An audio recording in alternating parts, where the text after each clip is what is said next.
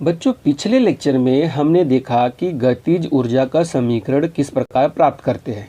ठीक है, उसके आधार पे हमने एक सवाल भी हल की, एक न्यूमेरिकल भी हल किया था। बच्चों, आज के इस लेक्चर में हम लोग देखने वाले हैं कि स्थितिज ऊर्जा का मतलब क्या है, यानी पोटेंशियल एनर्जी का मतलब क्या है। ठीक है, तो गतिज ऊर्जा में हमने क्या पढ़ा था? गतिज ऊर्जा में हमने ये पढ़ा था कि जब भी कोई पिंड गतिशील अवस्था में होता है, जब भी कोई पिंड गतिशील अवस्था में होता है तो उस समय उसके पास जो भी ऊर्जा रहती है, जो भी एनर्जी रहती है, उसे हम क्या कहते हैं? काइनेटिक एनर्जी कहते हैं। क्या कहते हैं? काइनेटिक एनर्जी, या तो हम उसे गतिज ऊर्जा भी कहते हैं। और हमने गतिज ऊर्जा का समीकरण भी निकाला, हमने उसका फॉर्मूला भी निकाला। काइनेटिक एनर्जी बराबर 1/2 mv का वर्ग। ठीक है, काइनेटिक एनर्जी बराबर 1/2 m का मतलब होता है द्रव्यमान और v का मतलब होता है वेग। ये फॉर्मूला हमने पिछले लेक्चर में प्राप्त किया। ठीक है, आज के इस लेक्चर में हम लोग जानकारी प्राप्त करने वाले हैं स्थितिज ऊर्जा के बारे में, जिसे हम पोटेंशियल एनर्जी भी कहते हैं। देखिए, स्थितिज ऊर्जा में क्या होता है? जब भी कोई पिंड स्थिर अवस्था में होता है, जब भी कोई पिंड स्थिर अवस्था में होता है, उस समय उसके पास कुछ न कुछ ऊर्जा रहती है, कुछ न कुछ एनर्जी रहती है। ठीक है, तो उस ऊर्जा को हम क्या कहेंगे? पोटेंशियल एनर्जी कहेंगे या स्थितिज ऊर्जा कहेंगे। क्या कहेंगे? स्थितिज ऊर्जा। अच्छा, इसके अंदर पोजीशन की बात हो रही है, मतलब स्थिति की बात हो रही है। हाँ, वो कौन सी पोजीशन में? तो रेस्ट पोजीशन में हम उसे कंसिडर करेंगे। रेस्ट पोजीशन में हमें, यानी विरामावस्था में है, ऐसा हम उसे समझेंगे। ठीक है, देखिए इसकी परिभाषा भी हम लोग पढ़ लेते हैं। पदार्थ की परिभाषा पढ़ रहे हैं। पदार्थ की विशिष्ट स्थिति के कारण या स्थान के कारण उसमें जो ऊर्जा समाविष्ट होती है उसे हम स्थितिज ऊर्जा कहते हैं, या तो पोटेंशियल एनर्जी भी हम उसे कह सकते हैं। तो यहाँ फिर से स्थिति के बारे में जानकारी दी जा रही है, यानी अगर कोई भी पिंड विरामावस्था में है, रेस्ट में है, तो उस समय उसके पास जो भी ऊर्जा रहेगी उसे हम क्या कहेंगे? स्थितिज ऊर्जा कहेंगे। ठीक है, अभी इसके कुछ उदाहरण देख लीजिए। जैसे खींचे हुए धनुष से, यहाँ पे देख लीजिए, खींचे हुए धनुष से तीर छोड़ना। आप जब भी तीर छोड़ते हो धनुष से, तो उस समय तीर आगे की तरफ क्यों जाता है? क्योंकि उसके अंदर आपने ऊर्जा दिया है। अच्छा, उसके अंदर आपने कौन सी ऊर्जा दिया है? उसके अंदर आपने स्थितिज ऊर्जा दिया है, और वो स्थितिज ऊर्जा किसके अंदर बदल दी जाती है? गतिज ऊर्जा के अंदर, यानी काइनेटिक एनर्जी के अंदर बदल दी जाती है। इसके कारण वो तीर आगे की तरफ जाता है या काफ़ी दूरी तक पहुंचता है। ठीक है, ध्यान में रखना बच्चों, किसी भी पिंड में स्थितिज ऊर्जा यानी पोटेंशियल एनर्जी ही बाद में चलकर काइनेटिक एनर्जी में बदल दी जाती है। ठीक है, दोनों ही ऊर्जा एक ही है, सिर्फ उसे अलग अलग रूप दिया गया है। यानी अगर रेस्ट में है, विरामावस्था में है, तो आप उसे स्थितिज ऊर्जा कहेंगे, और अगर वो पिंड चल रहा है तो आप उसे गतिज ऊर्जा कहने वाले हैं। उसी प्रकार एक दूसरा एग्जाम्पल मैं ले लेता हूँ। ऊंचाई पर रखा हुआ पानी। अब आपको मालूम है कि ऊंचाई पर रखा हुआ पानी धीरे धीरे नीचे आता है, लेकिन जब जब पानी क्या करता है? वो जब पानी रेस्ट में रहता है, विरामावस्था में रहता है, तो आप उस समय उसके पास जो भी ऊर्जा रहती है उसे हम लोग क्या कहेंगे? स्थितिज ऊर्जा। लेकिन जब भी वो पानी ऊंचाई से क्या करने लगता है? नीचे की तरफ आने लगता है, तो उस समय उसकी जो स्थितिज ऊर्जा रहती है वो गतिज ऊर्जा में बदल दी जाती है। इसी प्रकार दबाई गई कमानी स्प्रिंग को छोड़ना भी किसका एग्जाम्पल है? स्थितिज ऊर्जा का एग्जाम्पल है। ठीक है, बढ़ते हैं हम लोग अगली स्लाइड की तरफ। देखिए, यहाँ पे स्थितिज ऊर्जा का समीकरण यानी उसका फॉर्मूला कैसे हम लोग निकाल सकते हैं उसके बारे में जानकारी प्राप्त करते हैं। तो इसके लिए हमें क्या करना है? माना m, आपके पास एक कोई पिंड लेना है जिसका द्रव्यमान हमें m लेना है, यानी उसका मास हमें क्या लेना है? m, और उसे h ऊंचाई तक, उसे कितनी ऊंचाई तक ऊपर लेके जाना है? उसे h ऊंचाई तक हमें ऊपर लेके जाना है। ठीक है, तो अब इसमें क्या होगा?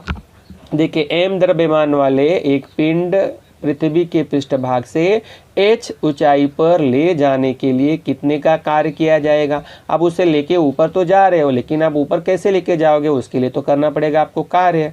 ठीक है, अब कार्य करोगे तो कितना का कार्य करोगे, तो कार्य का सूत्र क्या होता है बच्चों, mg।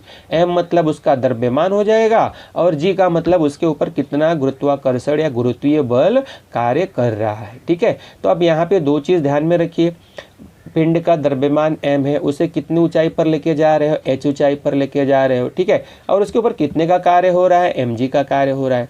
तो यहाँ से हमें कार्य की परिभाषा मिल जाती है। कार्य का परिभाषा क्या है, कार्य का सूत्र क्या है, देखिए बल गुणे विस्थापन, जो कि हमने पिछले कई लेक्चरों में, पिछले स्टार्टिंग के 1-2 लेक्चर में हमने कार्य की परिभाषा देखी, बल गुणे विस्थापन। तो इसके ऊपर मैं ज़्यादा कुछ नहीं बताऊँगा।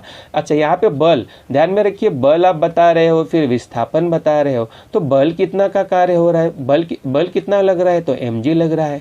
ठीक है, विस्थापन कितना और आप कितनी ऊंचाई तक लेके जा रहे हो, h ऊंचाई तक लेके जा रहे हो। तो यहाँ पे आपको एक सूत्र मिल जा रहा है, एक फॉर्मूला मिल जा रहा है, W बराबर, ध्यान में रखिए, mg तो हो गया आपका कार्य, mg तो हो गया आपका बल, लेकिन आप कितनी ऊंचाई तक लेके जा रहे हो, तो h, यानी W बराबर क्या हो जाएगा बच्चों, mgh। W बराबर क्या हो जाएगा, mgh। तो यहाँ पे आप अच्छी तरह से देख सकते हो, W का फॉर्मूला आ गया है, W का फॉर्मूला आ गया है। W का फॉर्मूला क्या आया है, देख लीजिए, W बराबर क्या आया है, यहाँ पे अच्छी तरह से देखिए, W बराबर आया है mgh। और यहाँ पे आपको अच्छी तरह से मालूम होना चाहिए कि m का मतलब होगा उस पिंड का द्रव्यमान, ठीक है, और g का मतलब होता है उसके ऊपर कितना गुरुत्वीय बल कार्य कर रहा है। तो आपको 9.8 मीटर पर सेकंड का स्क्वायर, इतना ही गुरुत्वीय बल लिया जाता है। ठीक है, अब h का मतलब कितनी ऊंचाई तक आप उसको लेके गए, वो h हो गया। तो यही जो कार्य होता है, आपको अच्छी तरह से मालूम है कि कार्य को हमने क्या लिखा, W। अब यही W को हम आगे चल के क्या लिखेंगे, PE का मतलब होता है पोटेंशियल एनर्जी। पोटेंशियल एनर्जी का मतलब क्या हुआ, स्थितिज ऊर्जा। तो आखिर में आपको पोटेंशियल एनर्जी यानी स्थितिज ऊर्जा का फॉर्मूला क्या मिल जाएगा, P = मिल जाएगा mgh। क्या मिलेगा आपको, mgh, जो कि यहाँ पे आपको दिखाई दे रहा है। ठीक है बच्चों, तो इस स्लाइड में हमने स्थितिज ऊर्जा का समीकरण भी प्राप्त कर लिया, उसका एक फॉर्मूला भी प्राप्त कर लिया। ठीक है, तो हम इसके बेस्ड पे इसके आधार पे एक छोटा सा हम न्यूमेरिकल कर लेते हैं। किताब का ही सॉल्व किया हुआ एग्जाम्पल है, देखिए पढ़ते हैं, सवाल पढ़ते हैं। 10 मीटर ऊंची इमारत की टंकी में 500 किलोग्राम द्रव्यमान का पानी संग्रहित किया गया है। ध्यान में रखिए आपको इसमें, तो उसमें समाविष्ट स्थितिज ऊर्जा कितनी होगी। देखिए कितनी इंटरेस्टिंग सवाल है, 10 मीटर ऊंचाई पर, तो ये समझ लीजिए कि ये पानी की टंकी है। ठीक है, और ये कितनी ऊंचाई पर है, तो आप इसको क्या बताओगे, 10 मीटर। ठीक है, इसके अंदर पानी रखा गया, क्या रखा गया, पानी, और पानी का द्रव्यमान कितना है, तो पानी का द्रव्यमान है 500 kg, किलोग्राम। ठीक है, तो आपको अच्छे से मालूम है कि अगर पानी ऊंचाई पर संग्रहित किया गया है और पानी रेस्ट में है, तो उसके पास कौन सी ऊर्जा रहेगी, उसके पास रहेगी स्थितिज ऊर्जा, और वही हमें तो ज्ञात करना है। तो सबसे पहले क्वेश्चन में देख लेते हैं, h कितनी ऊंचाई पर है वो पानी, 10 मीटर, उसका द्रव्यमान कितना है, किलोग्राम में दिया है 500 kg। ठीक है, और उसके ऊपर g का मान कितना आएगा, g का मान फिक्स रहता है बच्चों 9.8 मीटर पर सेकेंड स्क्वायर। ठीक है, मीटर पर सेकेंड स्क्वायर। अब यहाँ पे आपको फॉर्मूला लगा देना है, बहुत ही आसान फॉर्मूला है, आपने ये फॉर्मूला प्राप्त किया है, P = mgh, यानी P बराबर, P का मतलब क्या है, स्थितिज ऊर्जा, किसके बराबर है, mgh। m तो आपको पता ही है, g भी पता ही है, h पता ही है, आपको सिर्फ मान भरना है, मान भर के क्या करना है, हल कर देना है। तो यहाँ पे देखिए मान भर दिया है। ठीक है, यहाँ पे क्या किया उन्होंने, मान भर दिया, थोड़ा मैं जूम करता हूँ आपको अच्छे से समझ में आएगा। हाँ, यहाँ पे उन्होंने मान भर दिया है, तो ये देखिए मान कैसे भरा है, देखिए m का मान कितना भरा है, 10। ठीक है, g का मान 9.8, और सॉरी यहाँ गलत है, यहाँ पे देखिए ध्यान से, ज़रा ध्यान दीजिए, यहाँ पे मान थोड़ा उल्टा भर गया है, भर दिया गया है। 500 जो है वो m का मान है, 9.8 जो है वो g का मान है, और h का मान क्या है इसके अंदर, h जो है वो 10 है। क्या है, 10 है। ठीक है, अब इन तीनों का गुणा कर दीजिए, तीनों का गुणा करोगे तो आपको P मिलेगा, यानी स्थितिज ऊर्जा मिलेगा। और वो कितना मिलेगा देख लीजिए, 49,000। कितना मिलेगा, 49,000। और इकाई क्या होती है, स्थितिज ऊर्जा की भी इकाई क्या होती है, जूल। तो आपको इकाई क्या लिखना है, जूल लिखना है बच्चों। ठीक है बच्चों, आपको समझ में आया। देखिए इसके बाद हम लोग इस स्लाइड में हम लोग पढ़ेंगे ऊर्जा की अविनाशता का नियम। किसका नियम पढ़ेंगे हम लोग, ऊर्जा की अविनाशता का नियम। देखो बच्चों, अब तक हमने ऊर्जा की परिभाषा प्राप्त की, इसके बाद हमने गतिज ऊर्जा क्या होता है और स्थितिज ऊर्जा क्या होता है उसके बारे में भी जानकारी प्राप्त की। अब हम ऊर्जा की अविनाशता का नियम पढ़ने वाले हैं। ठीक है, law of conservation of energy. ठीक है, अभी इसका हम जब नियम जरा पढ़ लेते हैं। ऊर्जा का न तो निर्माण किया जा सकता है और न ही उसे नष्ट किया जा सकता है। देखिए कितनी इंपॉर्टेंट लाइन लिखी गई है। आप ऊर्जा को निर्माण नहीं कर सकते हो, ऊर्जा का निर्माण नहीं किया जा सकता है और न ही उसको नष्ट किया जा सकता है, उसका विनाश भी नहीं कर सकते हो। तो फिर क्या होता है, उसे एक प्रकार से दूसरे प्रकार में रूपांतरित किया जा सकता है। उसे क्या किया जा सकता है, एक प्रकार से दूसरे प्रकार में क्या कर सकते हो आप, रूपांतरित कर सकते हो। रूपांतरित का मतलब बदल सकते हो, कन्वर्ट कर सकते हो, चेंज कर सकते हो। अच्छा, एक बात और जरा ध्यान दीजिए, तथापि विश्व की संपूर्ण ऊर्जा सदैव अक्षय रहती है। इसका मतलब है कि पूरे विश्व की जो ऊर्जा है उसकी मात्रा स्थिर है, फिक्स है, उसके अंदर कोई बदलाव नहीं होता है। इसका मतलब क्या है बच्चों, जो भी विश्व की ऊर्जा है उसके अंदर से हम कुछ लेते हैं और उसी को वापस हम क्या कर देते हैं, दे देते हैं। अब इसे समझने के लिए आपको मैं एक अच्छा सा उदाहरण बताऊंगा बच्चों कि ऊर्जा किस प्रकार एक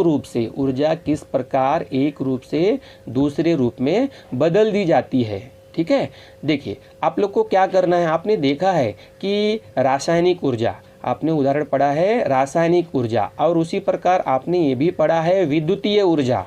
देखिए उसका एक मैं छोटा सा एग्जांपल लेना चाहूँगा, उदाहरण देना चाहूँगा।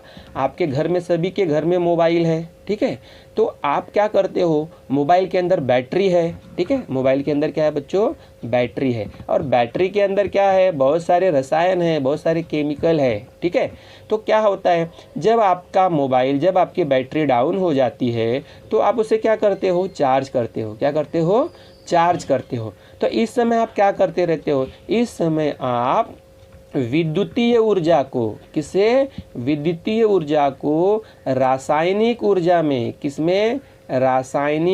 में बदलते हो। ठीक है, विद्युतीय ऊर्जा को रासायनिक ऊर्जा में बदलते हो। इसका मतलब क्या है, बैटरी के अंदर जो केमिकल है वो चार्ज हो रहे हैं, यानी विद्युतीय ऊर्जा को अपने अंदर रख रहे हैं। ठीक है, जब आपकी बैटरी पूरी तरह चार्ज हो जाती है तो आप क्या करते हो, केबल निकाल देते हो। केबल निकालने के बाद क्या होता है, अब आपके बैटरी के अंदर रासायनिक ऊर्जा हो गई है। क्या हो गई है, कौन सी ऊर्जा हो गई है, रासायनिक ऊर्जा हो गई है। कौन सी ऊर्जा, रासायनिक ऊर्जा। अब दिन भर ये रासायनिक ऊर्जा आपको क्या देने वाली है, आपका मोबाइल चलने वाला, डिस्प्ले देखने वाला दिखेगा, गाना सुनने वाले हो। तो इस समय आपकी रासायनिक ऊर्जा किस में बदल दी जाती है, विद्युतीय ऊर्जा में बदल दी जाती है। किस में बदल दी जाती है, विद्युतीय ऊर्जा में बदल जाती है। तो यहाँ हम कहने का तात्पर्य है कि ऊर्जा का विनाश नहीं होता। इसका मतलब क्या है, ऊर्जा एक रूप से दूसरे रूप में बदल दी जाती है। बच्चों एक बार फिर से ध्यान रखिए, एक क्वेश्चन कभी 1 मार्क्स या 2 मार्क्स का आता है नियम लिखने के लिए, तो आपको बोलना है ऊर्जा का न तो निर्माण किया जा सकता है न तो उसे नष्ट किया जा सकता है। फिर क्या कर सकते हैं, उसे एक रूप से दूसरे रूप में आप रूपांतरित कर सकते हो, बदल सकते हो। ठीक है, तो दूसरे रूप में बदलने के बाद भी उसका काम चालू ही रहता है। ऐसा नहीं कि आपने रासायनिक ऊर्जा से विद्युतीय ऊर्जा में बदल दिया या विद्युतीय ऊर्जा से रासायनिक में बदल दिया तो उसका काम बंद हो जाएगा। काम चालू है, सिर्फ रूप बदला है। तथापि विश्व की संपूर्ण ऊर्जा सदैव अक्षय रहती है, यानी विश्व की जो पूरी ऊर्जा है उसकी मात्रा स्थिर है, वो कभी भी बदलती नहीं है। बच्चों अगले स्लाइड में हम मुक्त पतन के बारे में जानकारी प्राप्त करने वाले। अब ये मुक्त पतन क्या है, इसे हम फ्री फॉल भी कहते हैं। किसी भी पिंड को ऊंचाई ऊंचाई पर ले जाकर छोड़ने पर उस पिंड पर क्रियाशील गुरुत्वाकर्षण बल के कारण वह पिंड की ओर खींचा जाता है। देखिए कितनी इंपॉर्टेंट बात है। जब भी आप कोई भी पत्थर ऊपर से, समझो आप बिल्डिंग में हो, तीसरे फ्लोर पे या पांचवें फ्लोर पे, जब भी कोई पत्थर आप ऊपर से नीचे की तरफ फेंकते हो, ऊपर से नीचे की तरफ फेंकते हो, तो उस समय पत्थर के ऊपर का आपका जो कंट्रोल रहता है वो ख़त्म हो जाता है। ठीक है, तो ये जो पत्थर है नीचे आ रहा है, किसके कारण आ रहा है? गुरुत्वाकर्षण बल के कारण आ रहा है। यानी उसके ऊपर किसका कंट्रोल है, किसका कंट्रोल है, किसका नियंत्रण है? तो गुरुत्वाकर्षण बल का नियंत्रण है। तो इस गुरुत्वाकर्षण बल के कारण ही ये पिंड जमीन पे आ रहा है, पृथ्वी के केंद्र की तरफ खींचा जा रहा है। इसी को हम क्या कहेंगे? इस प्रकार के पतन को हम क्या कहेंगे? मुक्त पतन, या इसे हम फ्री फॉल भी कहते हैं। ठीक है बच्चों, एक बार मैं फिर से पढ़ता हूँ। किसी भी पिंड को ऊंचाई पर ले जाकर छोड़ने पर उस पर कौन सा बल कार्य करने लगता है? अच्छी तरह से गुरुत्वाकर्षण बल। और आपका बल उस पर कार्य नहीं करेगा। जब तक वो पत्थर आपके हाथ में है तब तक तो आपके कंट्रोल में है, नहीं तो किसके कंट्रोल में आ जाएगा? वो गुरुत्वाकर्षण बल। और गुरुत्वाकर्षण बल जब भी कोई पिंड फ्री होता है उसे हमेशा जमीन के तरफ ही लाने की कोशिश करता है, जमीन के यानी पृथ्वी के केंद्र की तरफ। ठीक है, तो पृथ्वी के केंद्र की ओर खींचा जाता है और इस क्रिया को हम क्या कहेंगे? मुक्त पतन कहेंगे। क्या कहेंगे? मुक्त पतन कहेंगे। तो बच्चों, आपको मुक्त पतन की परिभाषा समझ में आई होगी। बच्चों, आज का लेक्चर आपको कैसा लगा ज़रूर कमेंट कीजिए, शेयर कीजिए, सब्सक्राइब कीजिए।